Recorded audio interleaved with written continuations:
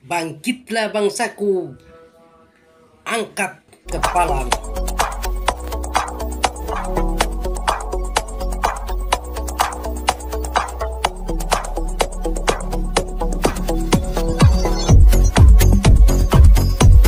Aku Direktur Gerakan Perubahan.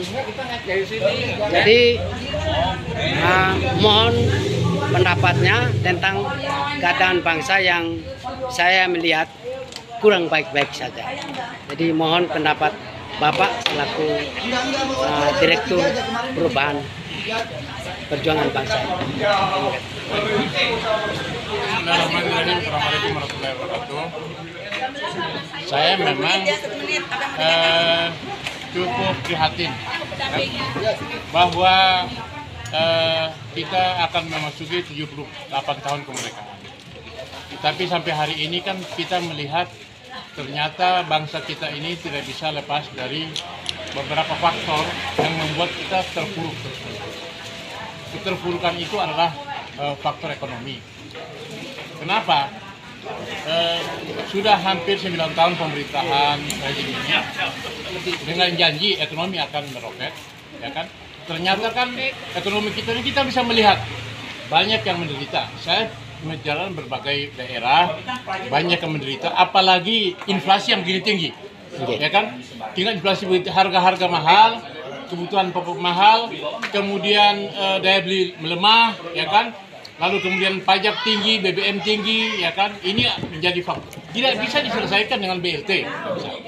Jadi oleh sebab itu diperlukan satu perubahan yang mendasar agar supaya pemerintah ini, rejim ini memikirkan nasib rakyat, menata ekonomi dengan bagaimana supaya ekonomi tumbuh, bukan dalam pengertian statistik ya, 5,7%.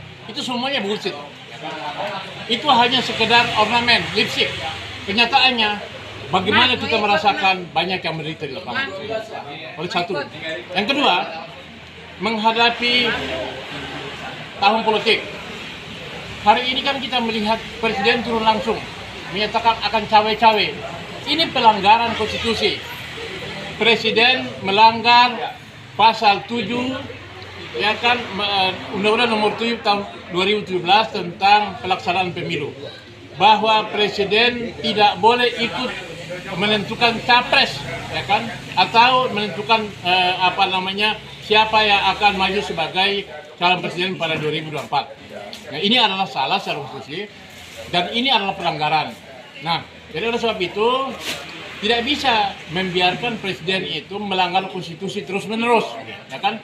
Rakyat harus punya kesadaran bahwa tidak bisa dipimpin oleh presiden yang melanggar konstitusi, ya kan? Presiden tidak komit dengan janji-janji politiknya, ya kan? Dan itu sudah saya menulis di berbagai media. Nah, jadi oleh sebab itu maka saya sebagai Gerakan Perubahan bergabung dengan Hizbullah Indonesia, Laskar Hizbullah Indonesia ini adalah pertama sekali kita menghendaki agar supaya substansi penyelesaian negeri adalah kembali kepada Undang-Undang 45 asli, ya kan? Kita menolak pemilu yang didasarkan kepada undang-undang yang palsu hari ini, ya kan? Oleh sebab itu dua hal. Kemudian yang ketiga, kita sama-sama datang ke DPR untuk menyampaikan pendapat, beramai-ramai menyampaikan pendapat agar supaya perbaikan negeri ini kuncinya adalah kembali menurut 45 asli. Saya kira itu. Bagaimana pendapat Panglima Hizbullah?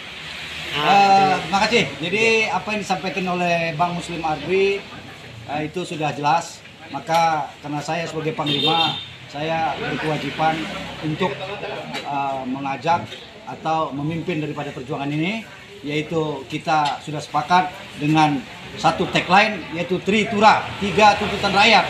1. Ganti sistem, kembali Undang-Undang 45 asli. 2. Ganti pemerintahan. Yang ketiga, membentuk pemerintahan transisi melalui sidang istimewa yang nanti akan kita sama-sama rakyat bergerak untuk memaksa tahun 2023 ini dilaksanakan sidang istimewa tersebut. Terima kasih. Oke, bagaimana pendapat itu? Saya minta agar pasal 33 Undang-Undang Dasar 45 ayat 1, 2, 3, 4, 5, 6 itu dikerjakan dengan benar dan jujur dan adil. Apa yang ada di situ adalah pemerintah menanggung fakir miskin, pemerintah menanggung orang-orang yang tidak mampu, pemerintah bertanggung jawab sama orang-orang yang terlantar. Dan itu ada di Undang-Undang Dasar 45 pasal 33. Saya 34 Bang Muslim Arbi ditulis. Dan saya berharap siapapun yang memerintah nanti, apakah itu pemerintahan transisi, hal itu yang nomor satu harus dilaksanakan. Kenapa?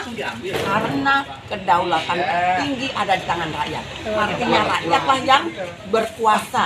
Mereka rakyat berkuasa, rakyat yang berdaulat. Mereka semua itu pegawai outsourcing, pegawai kontrak yang 5 tahun sekali kita pilih dan kita berhenti. Itu aja. Oke, terima kasih.